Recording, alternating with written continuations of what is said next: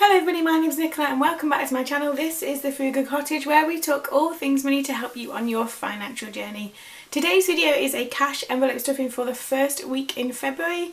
Don't forget to like and subscribe and let's get started. So yes, the first week of February already. I feel like January has gone by in such a blur, but here we are. So this is my cash envelope setup.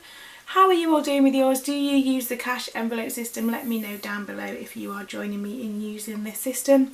As always, I will link below the binder and the envelopes. They're both just on Amazon. And yeah, let's get started. So first of all, I'm going to kind of get all my cash envelopes out of here. Just get those out there, just leave that there.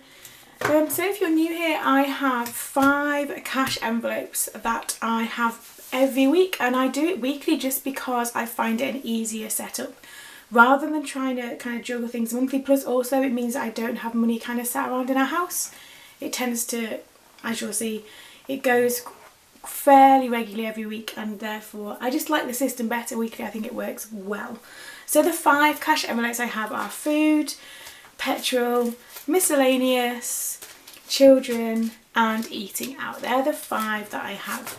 So if you've seen my savings challenges video for this year, and I'll leave a link below to that one, you'll know that one of them is to empty out the cash envelopes every week and put that into a separate savings pot for the end of the year. So I'm just going to do that. I don't think there's that much left. There's nothing left in food.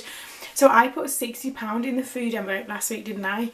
And I spent £59.62, I think it was, and then the remainder of that change has gone into a different savings challenge. That's why there's nothing in there. Petrol's also empty. Miscellaneous has got £10 left in, so I'll take that out. Put that there for now. Children's got £10 in there. I knew that would be left over, so I'll take that out. And eating out has also got £10 in.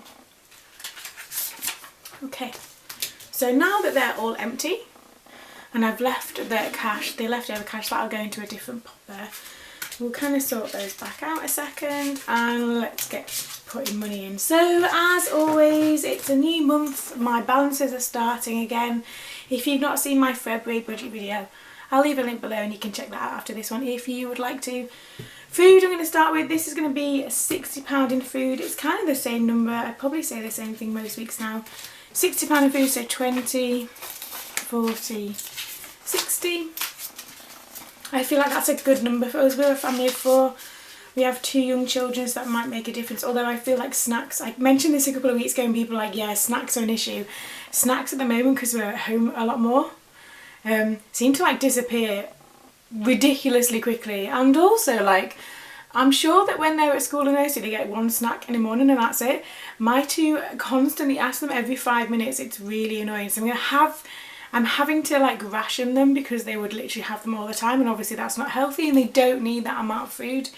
But yeah, so our food budget is going to stay at £60 for the week ahead and we'll see how that goes.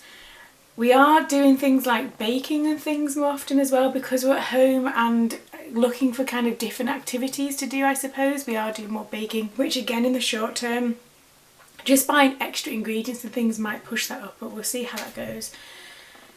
Petrol this week, I think this week again I put £20 in, and then I think that will do us for like the next 2 weeks or so. So if I put £20 in there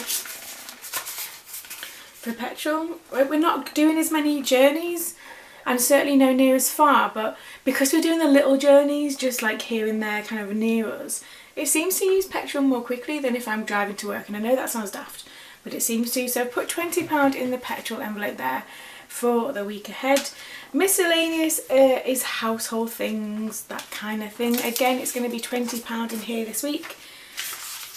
I feel like because it's the start of a new month, I might do a top up on some things. So I think I might go and do kind of a, not like a bulk buy because we don't have anywhere to store it, but we might get a couple more bags of cat food just in so that it's in, and things like buy a big bag of the dishwasher tablets that we use, things like that. It's the start of the month and then it kind of just, that's kind of done and out of the way, if that makes sense, and then it's just left for like the other little bits and pieces every week from that point onwards.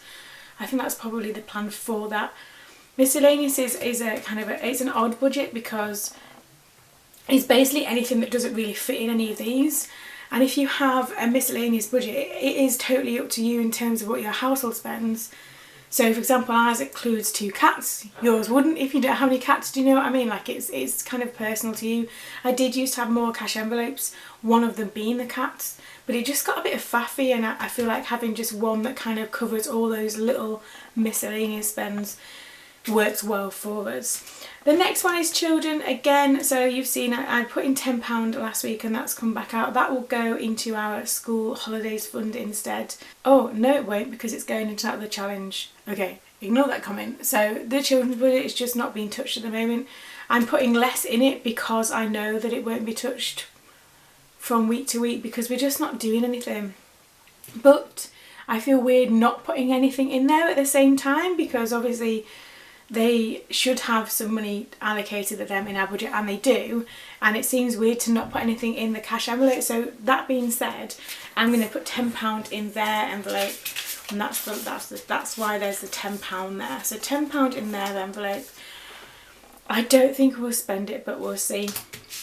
And you can see that I've got one final envelope here, the eating out envelope, but I've not got any cash left, and that's because in February I wanted to kind of take a step back in terms of those little Costa trips, and kind of just, I don't want to fall in that habit, because I can see already how much that does add up now, and because I am happy to do that, I also don't want that to become the expectation that we go there on the way home, because then it kind of just causes a bit of tension when we're in the car and things, and it, you know, I just don't need it, and I definitely don't need all of the very yummy things. So I've not put that in there this week. I'm going to purposely leave that empty just to get myself out of the habit of going, because it is far too easy and I enjoy it far too much. I do like, should I tell you what I get from Costa? I get a small skinny chai latte is my drink of choice.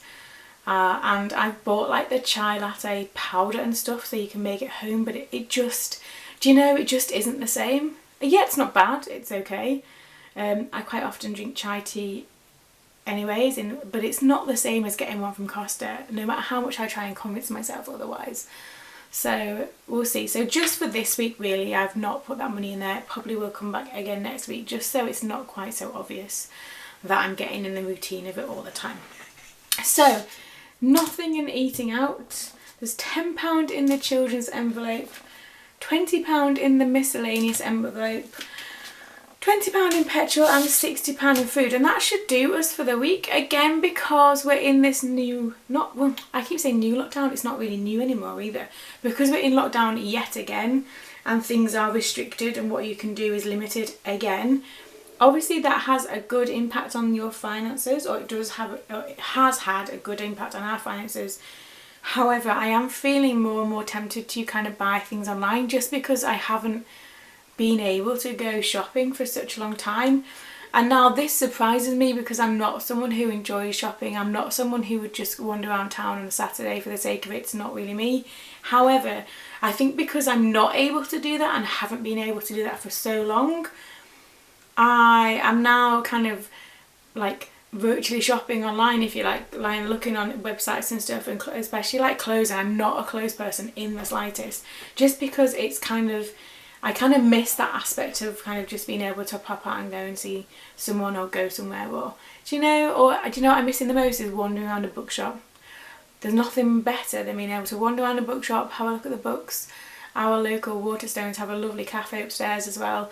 It's just that I'm missing at the moment more than anything, and especially because the weather's been, you know, it's not been great. It's not even like we can kind of get out and go places and stuff. So just trying to be mindful of that as we go forward into February.